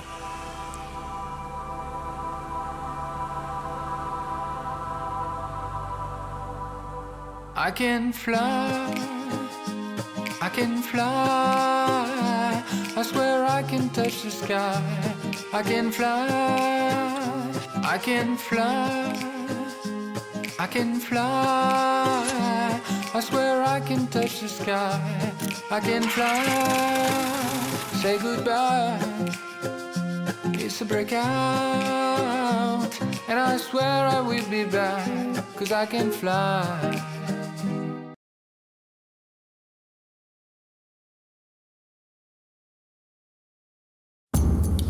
Dans cette zone d'ici à Husavik, tu devrais apercevoir des baleines. Oh. Ah, j'ai des frissons. Je pense qu'en vivant dans un endroit pareil, on devient un peu plus fort soi-même. Tu sais, lorsqu'Armstrong est rentré de la Lune, on lui a demandé « C'était comment ?» Et il a répondu « Bah, comme l'Islande. »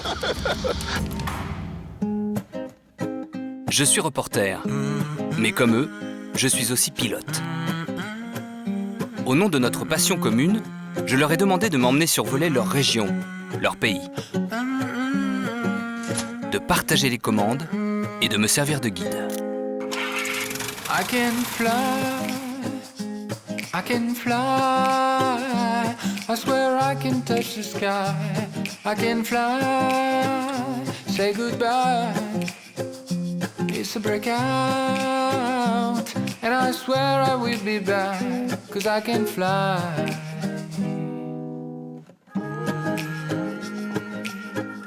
Je vais frôler le cercle polaire aujourd'hui, en partant d'Akureyri, le berceau de l'aviation islandaise.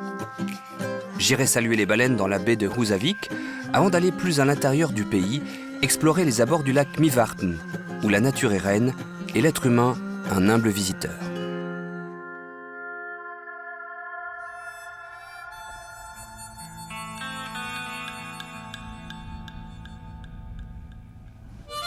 Je vais aujourd'hui visiter le nord de l'Islande en compagnie de Arngrimur Johansson. C'est un grand nom de l'aviation civile islandaise à laquelle il a d'ailleurs consacré toute sa vie. Il m'a donné rendez-vous ici au musée de l'aviation d'Akureyri qui est la plus grande ville du nord du pays. En fait, la plupart des avions de cette collection lui appartiennent. Bonjour Arngrimur. Bonjour Vincent. Comment ça va? Bien et vous? Je vais bien, merci. On peut aller voir? Bien sûr. Oh. This is yours? Oui. Arngrimur est un autodidacte qui a réussi, un self-made man. Né en 1940 à Akureyri, il a commencé à voler ici à 13 ans et sans moteur. Mon tout premier vol, c'était dans le planeur accroché là-bas. Et puis le lendemain, on m'a mis dans ce Gruno 9. C'est un planeur primitif, il n'a aucun instrument. Donc pour calculer la vitesse, si vos larmes passaient au-dessus des oreilles, vous étiez un peu rapide.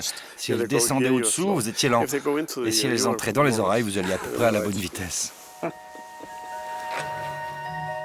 Il a été radionavigateur, mécanicien et piloté des appareils de toutes sortes, de ce petit avion ambulance aux avions de ligne d'Icelandair, jusqu'à ce qu'il fonde dans les années 80 sa propre compagnie aérienne.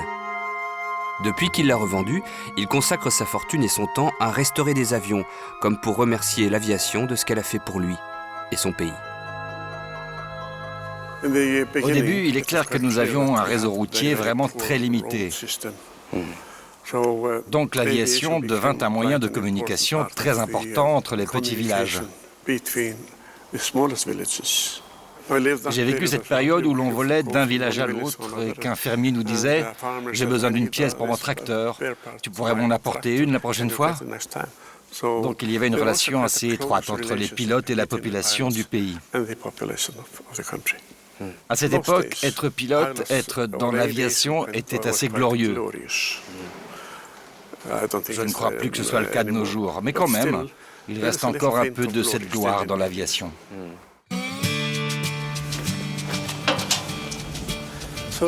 Alors ici, vous avez mes jouets.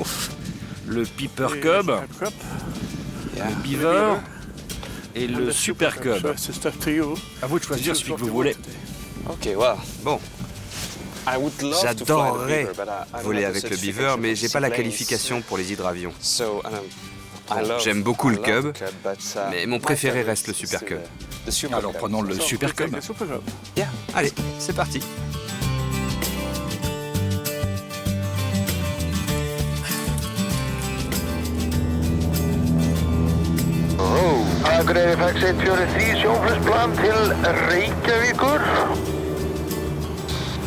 Voilà, on survole sous le soleil Akureyri, une ville agricole au départ, puisque Akur veut dire le champ. Une petite ville de 17 000 habitants, très agréable, tout au bout d'un fjord qui est le plus long fjord d'Islande, le fjord des îles. Tu vois la balise radio là-haut? Ouais. On va par là. Ok, on va par là.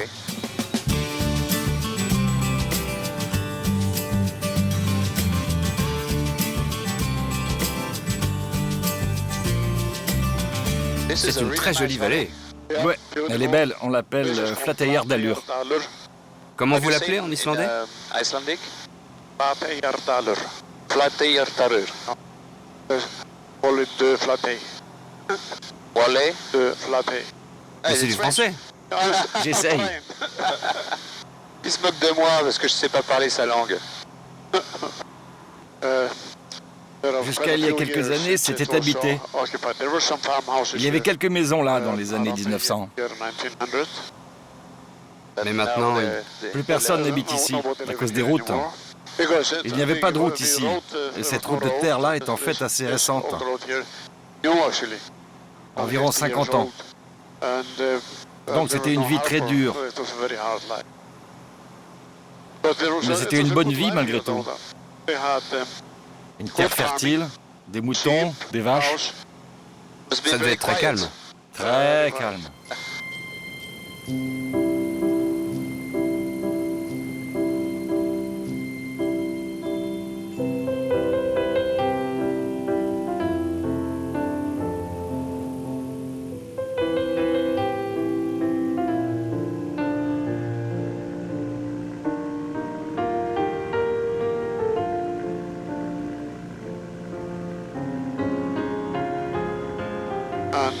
Et quand vous sortez de cette vallée, vous avez cette île, Flatey, où mon grand-père est né. Ah, vraiment? Oui. Hey, ça veut dire île.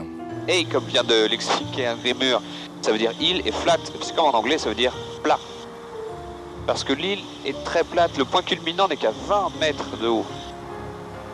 Elle est toute petite, il y a très peu de maisons, ça doit être l'endroit le plus calme du monde.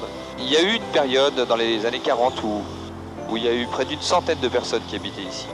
Et puis progressivement, la vie étant Les conditions de vie étant tellement difficiles, notamment à cause des conditions climatiques, ben, l'île s'est vidée. Et tous les gens qu'on voit là sont des gens qui juste viennent pour les vacances. Hello.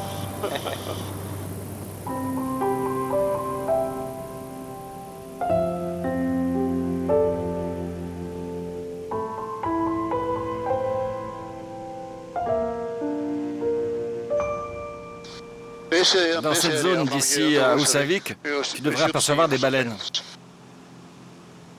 Oui, il y en a une, regarde. Ah oui. Et oui, ces bateaux ne sont pas en train de pêcher, ils sont en train de montrer aux touristes les baleines qui sont en grand nombre ici. Une activité qui se développe de plus en plus en Islande qui s'appelle le whale watching. Yes, ouais, je la vois. C'est une petite. Et je me dirige maintenant vers Húsavík où je vais rencontrer un des pionniers du whale watching. Il s'appelle Stefan Gudmundsson et nous allons partir à la recherche des baleines avec une amie à lui qui s'appelle Eda, qui elle est scientifique. Regarde.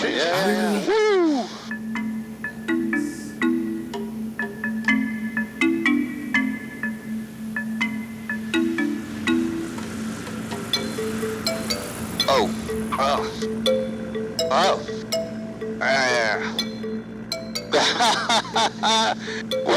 Quel mauvais atterrissage! L'Islande est avec le Japon et la Norvège l'un des rares pays à autoriser la pêche à la baleine. Mais cette activité fait débat ici. Elle est même en perte de vitesse au profit du whale watching, en pleine expansion depuis 10 ans. En particulier ici, à Húsavík, qui est devenue la capitale islandaise de l'observation touristique des baleines.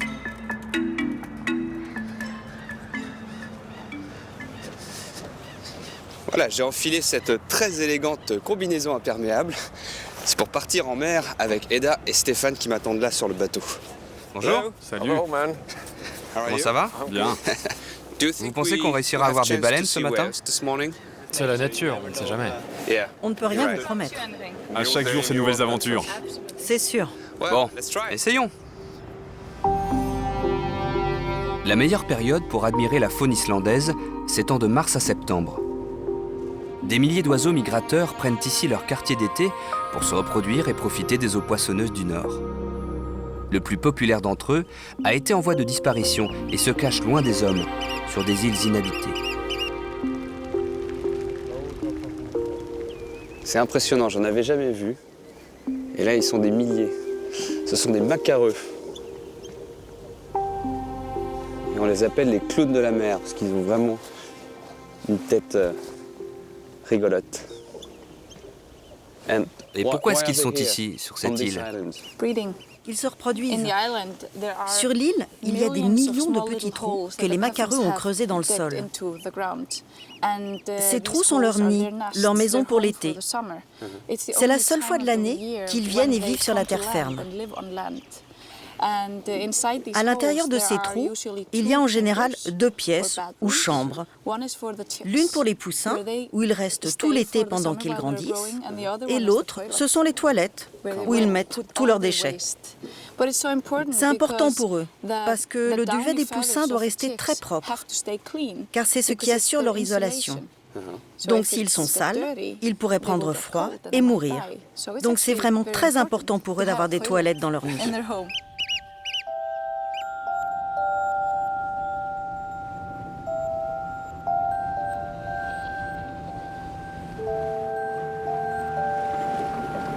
On n'est pas les seuls à chercher des baleines. Non.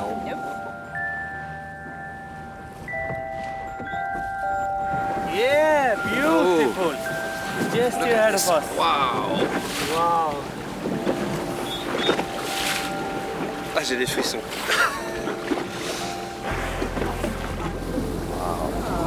Qu'est-ce que c'est? Baleine à bosse. Ce sont des baleines à bosse. On les différencie grâce au dessous de leur queue. Parce qu'au-dessous, il y a un motif qui est différent pour chacune d'entre elles. C'est comme tes empreintes digitales. Ah d'accord. Et combien de sortes de baleines vous avez par ici? On a repéré 12 différentes. Oui, oui. Principalement des baleines à bosse, des petits rorquals, des dauphins, des marsouins. Ok, Vous pouvez m'expliquer pourquoi elles sont ici en ce moment? Une seule raison, la nourriture. Une de leurs routes de migration est bien connue. Elles partent d'ici, au nord-est de l'Islande, et vont vers l'ouest en direction des Antilles et de la baie du Mexique. Donc c'est un périple de plusieurs milliers de kilomètres. Mais certaines d'entre elles restent ici tout l'hiver. Pourquoi font-elles cela? Parce qu'il y a de la nourriture ici pendant l'hiver. Alors que plus au sud, aux environs de l'équateur, il y a moins de nourriture. Plus de femelles, mais moins de nourriture. Ici, il y a plus de nourriture, mais peut-être aussi des femelles restées malgré l'hiver. Donc, quand vous demandez pourquoi elles sont là, elles sont ici pour se nourrir et prendre du gras. Elles ont besoin d'avoir de grandes réserves de graisse pour faire le trajet vers le sud, si c'est ce qu'elles choisissent de faire.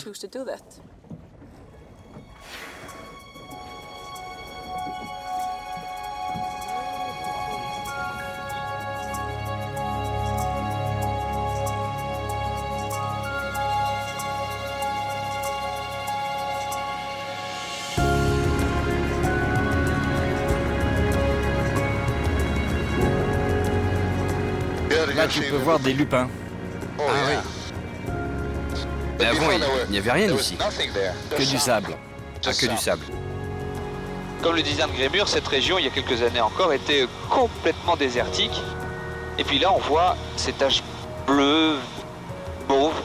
Ce sont des lupins, des fleurs qui ont été importées d'Alaska pour justement essayer de coloniser et de fertiliser ce désert. Allez, on approche du lac Mivart, le 4e plus grand lac du pays. Il dure 37 km². Alors ce lac a la particularité d'être sur la dorsale médio-atlantique, c'est-à-dire qu'il est là où se touchent les plaques tectoniques américaines et européennes. Il en résulte une forte activité volcanique. D'ailleurs, on voit sur le lac un tas de petits cratères qui sont en fait des pseudo-cratères.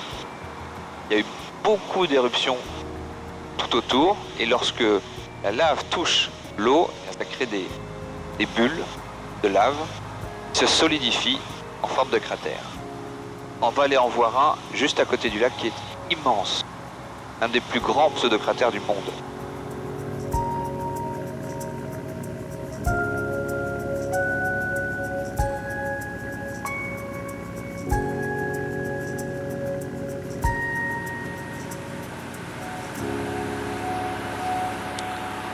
Et les abords du lac Mivart sont peut-être la région habitée la plus reculée d'Islande. Un peu plus loin à l'intérieur des terres, et il n'y a plus personne. Mais la nature est riche et elle sait offrir ce qu'il faut à qui veut s'en contenter. C'est ce que va m'expliquer Olof, qui est originaire d'ici. Et elle vit en harmonie avec la nature, un petit peu à l'ancienne, en utilisant toutes les ressources naturelles, y compris la chaleur de la terre. Vous allez voir.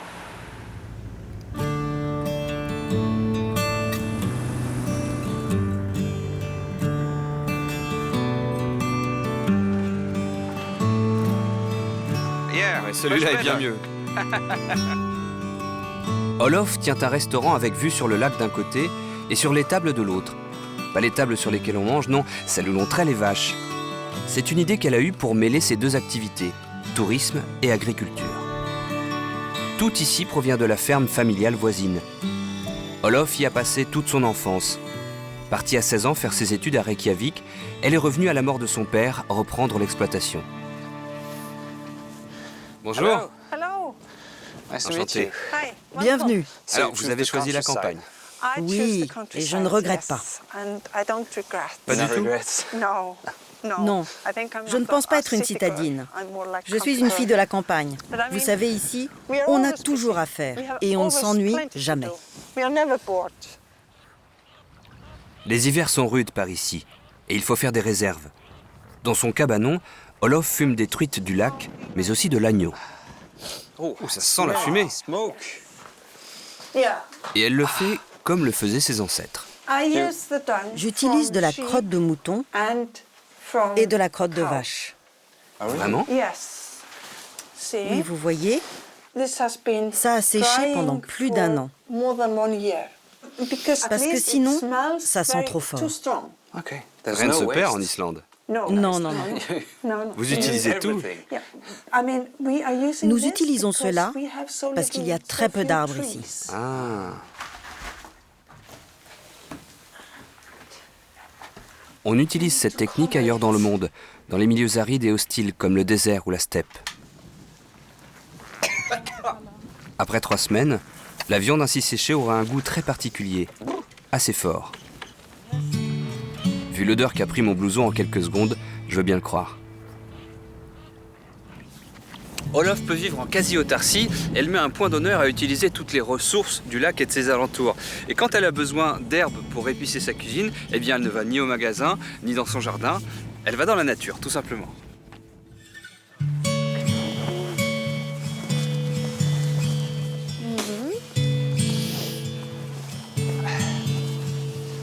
Vous voyez, ça c'est de l'angélique.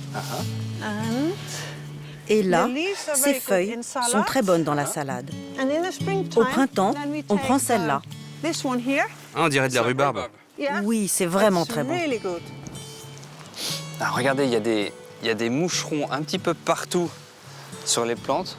Et c'est pour ça qu'on appelle ce lac Mývatn, qui veut dire le lac des mouches. Elles ne piquent pas, mais elles attirent beaucoup les oiseaux. Et c'est pour ça qu'on les entend d'ailleurs derrière nous. Il y a énormément d'oiseaux sur ce lac. Plus de 115 espèces d'oiseaux font escale ici. Et des ornithologues du monde entier viennent les observer. L'eau et la terre d'Islande sont généreux avec qui sait en apprécier la richesse. Il en va de même avec le feu qui couve en dessous. Et Olof se sert de la forte activité volcanique de la région pour cuire son pain. Alors ça, c'est votre four naturel. Oui, c'est ce que j'appelle la boulangerie souterraine. C'est ce qu'on dit parfois aux touristes. Et voilà à quoi ça ressemble. C'est un trou dans le sol. Quelle est la température dedans? Il fait à peu près 100 degrés. Donc oui, faites attention. Comment est le pain avant que vous le cuisiez?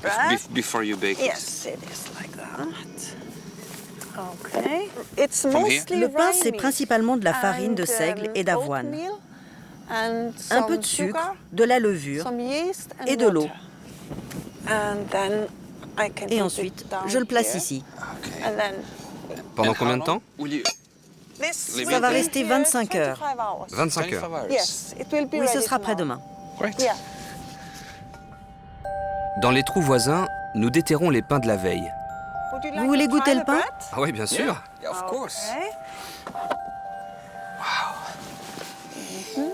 Ça sent bon. On va avoir besoin de beurre. Vous mangez beaucoup de beurre en Islande? Ah oui, on adore ça. Et la crème, mon Dieu.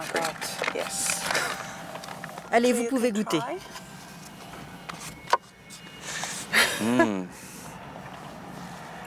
Effectivement, ils aiment le beurre. Hein? Le beurre est presque aussi épais que le pain.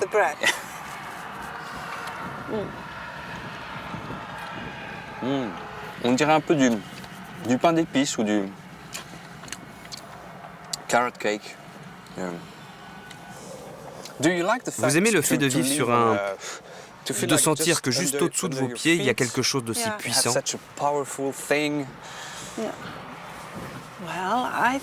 Disons que je pense qu'en vivant dans un endroit pareil, on devient un peu plus fort soi-même. On sent le besoin d'agir. Et si j'ai des problèmes, je les règle et puis c'est tout. C'est peut-être ça la conséquence d'avoir une nature aussi puissante à côté.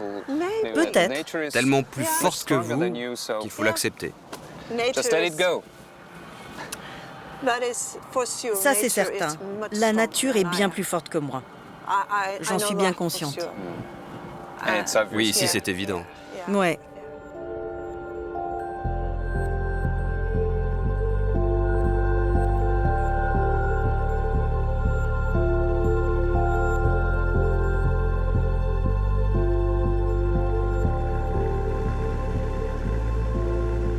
Grémur, Olof m'a donné du pain pour que tu puisses goûter. Merci beaucoup. C'est cuit dans des trous Dans... La lave. La lave, oui.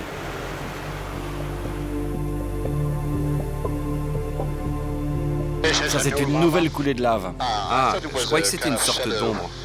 Mais non, c'est de la lave. Oui. Mais quand tu dis récente, 10 ou 15 ans, peut-être 25. À 25 ans.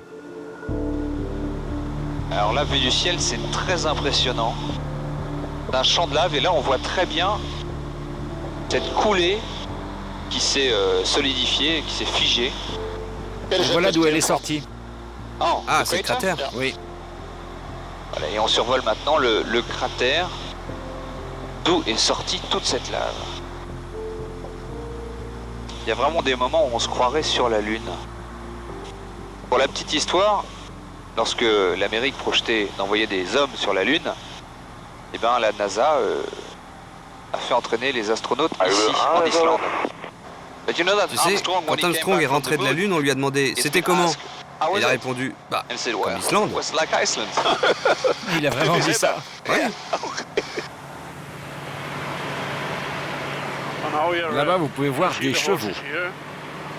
Ah oui. Je ne connais pas beaucoup en chevaux et d'en haut c'est pas facile à voir, mais je peux vous dire que tous ces chevaux sont de la même race, comme d'ailleurs tous les chevaux qui se trouvent en Islande.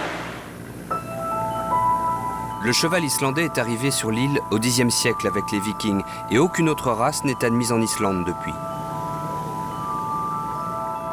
Ce petit cheval a la particularité de courir à 5 allures différentes au lieu de 3. Et il est très résistant, parfaitement adapté à ce pays où la rudesse le dispute à la beauté.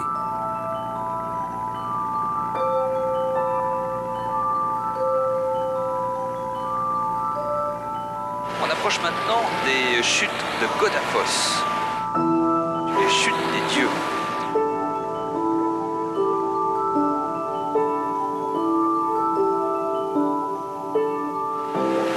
Pourquoi on les appelle chutes des dieux? C'est parce que, quand on est devenu chrétien, on ne voulait plus de nos idoles païennes.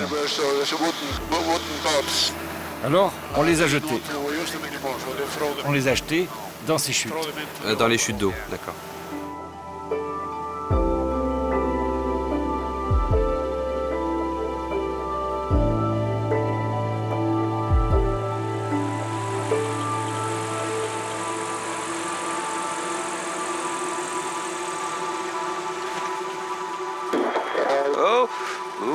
Bel atterrissage encore. Ouais.